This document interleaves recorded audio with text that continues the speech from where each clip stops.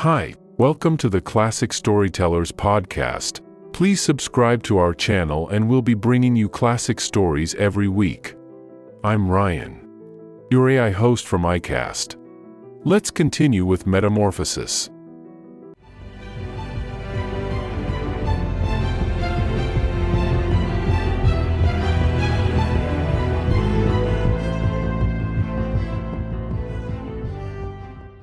Chapter 2. It was not until it was getting dark that evening that Gregor awoke from his deep and coma-like sleep. He would have woken soon afterwards anyway, even if he hadn't been disturbed, as he had had enough sleep and felt fully rested. But he had the impression that some hurried steps and the sound of the door leading into the front room being carefully shut had woken him. The light from the electric street lamps shone palely here and there onto the ceiling and tops of the furniture, but down below, where Gregor was, it was dark. He pushed himself over to the door, feeling his way clumsily with his antennae, of which he was now beginning to learn the value, in order to see what had been happening there. The whole of his left side seemed like one painfully stretched scar, and he limped badly on his 2 rows of legs.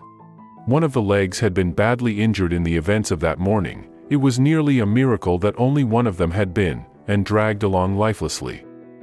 It was only when he had reached the door that he realized what it actually was that had drawn him over to it. It was the smell of something to eat. By the door there was a dish filled with sweetened milk with little pieces of white bread floating in it. He was so pleased he almost laughed, as he was even hungrier than he had been that morning, and immediately dipped his head into the milk, nearly covering his eyes with it. But he soon drew his head back again in disappointment. Not only did the pain in his tender left side make it difficult to eat the food, he was only able to eat if his whole body worked together as a snuffling whole, but the milk did not taste at all nice. Milk like this was normally his favorite drink, and his sister had certainly left it there for him because of that, but he turned, almost against his own will, away from the dish and crawled back into the center of the room. Through the crack in the door, Gregor could see that the gas had been lit in the living room. His father at this time would normally be sat with his evening paper, reading it out in a loud voice to Gregor's mother, and sometimes to his sister, but there was now not a sound to be heard. Gregor's sister would often write and tell him about this reading, but maybe his father had lost the habit in recent times. It was so quiet all around too, even though there must have been somebody in the flat. "What a quiet life it is the family lead," said Gregor to himself, and, gazing into the darkness, felt a great pride that he was able to provide a life like that in such a nice home for his sister and parents. That was something that Gregor did not want to think about too much, so he started to move about, crawling up and down the room. Once during that long evening, the door on one side of the room was opened very slightly and hurriedly closed again. Later on the door on the other side did the same. It seemed that someone needed to enter the room but thought better of it. Gregor went and waited immediately by the door, resolved either to bring the timorous visitor into the room in some way or at least to find out who it was. But the door was opened no more that night and Gregor waited in vain. The previous morning while the doors were locked everyone had wanted to get in there to him, but now that he had opened up one of the doors and the other had clearly been unlocked some time during the day, no one came, and the keys were in the other sides. It was not until late at night that the gaslight in the living room was put out, and now it was easy to see that his parents and sister had stayed awake all that time, as they all could be distinctly heard as they went away together on tiptoe. It was clear that no one would come into Gregor's room any more until morning. That gave him plenty of time to think undisturbed about how he would have to rearrange his life. For some reason, the tall, empty room where he was forced to remain made him feel uneasy as he lay there flat on the floor, even though he had been living in it for 5 years. Hardly aware of what he was doing other than a slight feeling of shame, he hurried under the couch.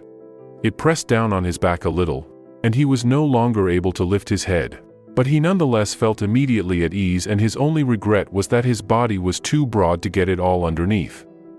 He spent the whole night there. Some of the time he passed in a light sleep, although he frequently woke from it in alarm because of his hunger, and some of the time was spent in worries and vague hopes which, however, always led to the same conclusion. For the time being he must remain calm, he must show patience and the greatest consideration so that his family could bear the unpleasantness that he, in his present condition, was forced to impose on them. Gregor soon had the opportunity to test the strength of his decisions, as early the next morning, almost before the night had ended, his sister, nearly fully dressed, opened the door from the front room and looked anxiously in. She did not see him straight away, but when she did notice him under the couch, he had to be somewhere. For God's sake, he couldn't have flown away. She was so shocked that she lost control of herself and slammed the door shut again from outside. But she seemed to regret her behavior, as she opened the door again straight away and came in on tiptoe as if entering the room of someone seriously ill or even of a stranger. Gregor had pushed his head forward, right to the edge of the couch, and watched her. Would she notice that he had left the milk as it was, realize that it was not from any lack of hunger and bring him in some other food that was more suitable? If she didn't do it herself, he would rather go hungry than draw her attention to it, although he did feel a terrible urge to rush forward from under the couch, throw himself at his sister's feet and beg her for something good to eat. However, his sister noticed the full dish immediately and looked at it, and the few drops of milk splashed around it with some surprise. She immediately picked it up, using a rag, not her bare hands, and carried it out. Gregor was extremely curious as to what she would bring in its place, imagining the wildest possibilities, but he never could have guessed what his sister, in her goodness, actually did bring. In order to test his taste, she brought him a whole selection of things, all spread out on an old newspaper.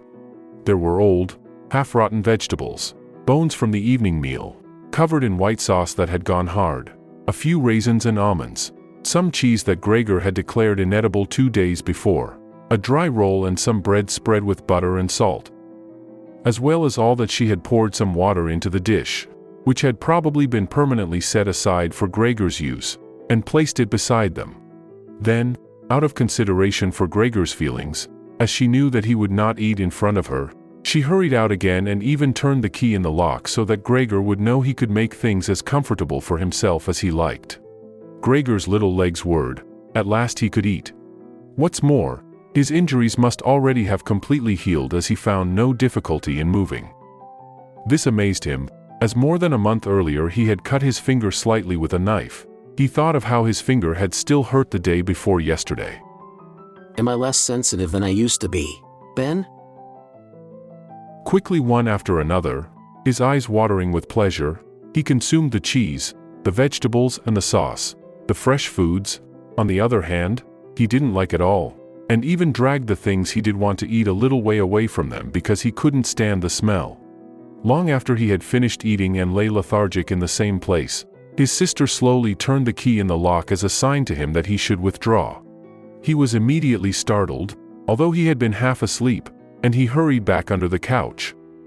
But he needed great self-control to stay there even for the short time that his sister was in the room, as eating so much food had rounded out his body a little and he could hardly breathe in that narrow space. Half suffocating, he watched with bulging eyes as his sister unselfconsciously took a broom and swept up the leftovers, mixing them in with the food he had not even touched at all, as if it could not be used anymore. She quickly dropped it all into a bin, closed it with its wooden lid, and carried everything out. She had hardly turned her back before Gregor came out again from under the couch and stretched himself. This was how Gregor received his food each day now, once in the morning while his parents and the maid were still asleep, and the second time after everyone had eaten their meal at midday, as his parents would sleep for a little while then as well, and Gregor's sister would send the maid away on some errand. Gregor's father and mother certainly did not want him to starve either, but perhaps it would have been more than they could stand to have any more experience of his feeding than being told about it, and perhaps his sister wanted to spare them what distress she could, as they were indeed suffering enough. It was impossible for Gregor to find out what they had told the doctor and the locksmith that first morning to get them out of the flat. As nobody could understand him, nobody, not even his sister, thought that he could understand them, so he had to be content to hear his sister's sighs and appeals to the saints as she moved about his room. It was only later, when she had become a little more used to everything, there was, of course, no question of her ever becoming fully used to the situation, that Gregor would sometimes catch a friendly comment, or at least a comment that could be construed as friendly. He's enjoyed his dinner today, she might say when he had diligently cleared away all the food left for him, or if he left most of it, which slowly became more and more frequent, she would often say, sadly, Now everything's just been left there again. Although Gregor wasn't able to hear any news directly, he did listen to much of what was said in the next rooms. And whenever he heard anyone speaking, he would scurry straight to the appropriate door and press his whole body against it. There was seldom any conversation, especially at first, that was not about him in some way, even if only in secret. For 2 whole days, all the talk at every mealtime was about what they should do now. But even between meals they spoke about the same subject, as there were always at least 2 members of the family at home. Nobody wanted to be at home by themselves, and it was out of the question to leave the flat entirely empty. And on the very first day the maid had fallen to her knees and begged Gregor's mother to let her go without delay. It was not very clear how much she knew of what had happened, but she left within a quarter of an hour, tearfully thanking Gregor's mother for her dismissal as if she had done her an enormous service. She even swore emphatically not to tell anyone the slightest about what had happened, even though no one had asked that of her. Now Gregor's sister also had to help his mother with the cooking, although that was not so much bother as no one ate very much. Gregor often heard how one of them would unsuccessfully urge another to eat, and receive no more answer than, "No thanks, I've had enough," or something similar. No one drank very much either. His sister would sometimes ask his father whether he would like a beer, hoping for the chance to go and fetch it herself. When his father then said nothing, she would add, so that he would not feel selfish, that she could send the housekeeper for it, but then his father would close the matter with a big, loud no, and no more would be said. Even before the first day had come to an end, his father had explained to Gregor's mother and sister what their finances and prospects were. Now and then he stood up from the table and took some receipt or document from the little cash box he had saved from his business when it had collapsed 5 years earlier. Gregor heard how he opened the complicated lock and then closed it again after he had taken the item he wanted. What he heard his father say was some of the first good news that Gregor heard since he had first been incarcerated in his room. He had thought that nothing at all remained from his father's business. At least he had never told him anything different, and Gregor had never asked him about it anyway. Their business misfortune had reduced the family to a state of total despair, and Gregor's only concern at that time had been to arrange things so that they could all forget about it as quickly as possible. So then he started working especially hard, with a fiery vigor that raised him from a junior salesman to a traveling representative almost overnight, bringing with it the chance to earn money in quite different ways. Gregor converted his success at work straight into cash that he could lay on the table at home for the benefit of his astonished and delighted family. They had been good times and they had never come again, at least not with the same splendor, even though Gregor had later earned so much that he was in a position to bear the costs of the whole family, and did bear them. They had even got used to it, both Gregor and the family. They took the money with gratitude and he was glad to provide it, although there was no longer much warm affection given in return. Gregor only remained close to his sister now. Unlike him, she was very fond of music and a gifted and expressive violinist.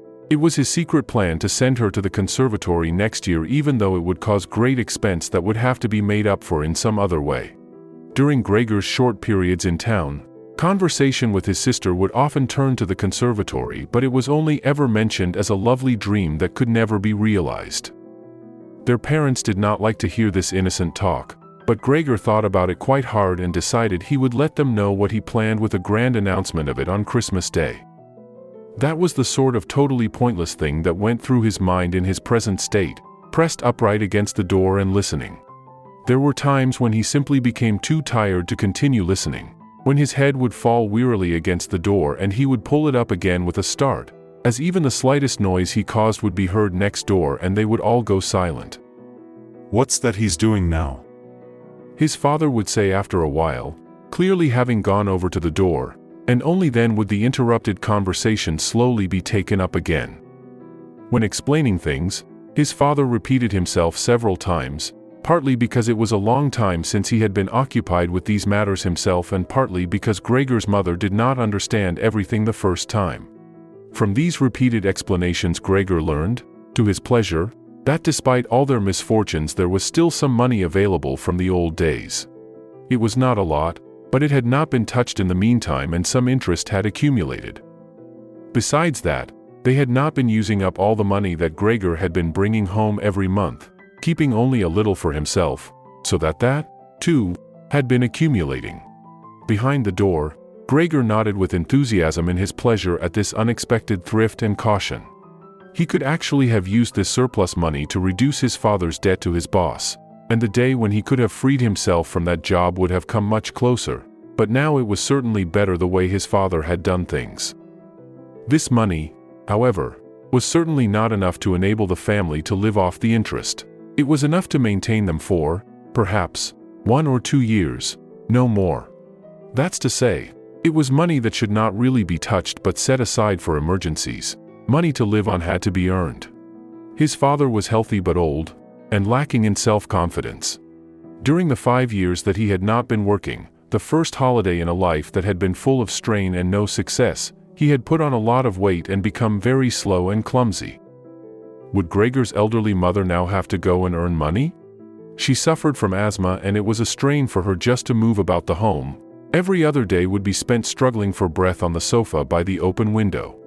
Would his sister have to go and earn money? She was still a child of 17. Her life up till then had been very enviable, consisting of wearing nice clothes, sleeping late, helping out in the business, joining in with a few modest pleasures and most of all playing the violin. Whenever they began to talk of the need to earn money, Gregor would always first let go of the door and then throw himself onto the cool, leather sofa next to it, as he became quite hot with shame and regret. He would often lie there the whole night through, not sleeping a wink but scratching at the leather for hours on end. Or he might go to all the effort of pushing a chair to the window, climbing up onto the sill and, propped up in the chair, leaning on the window to stare out of it.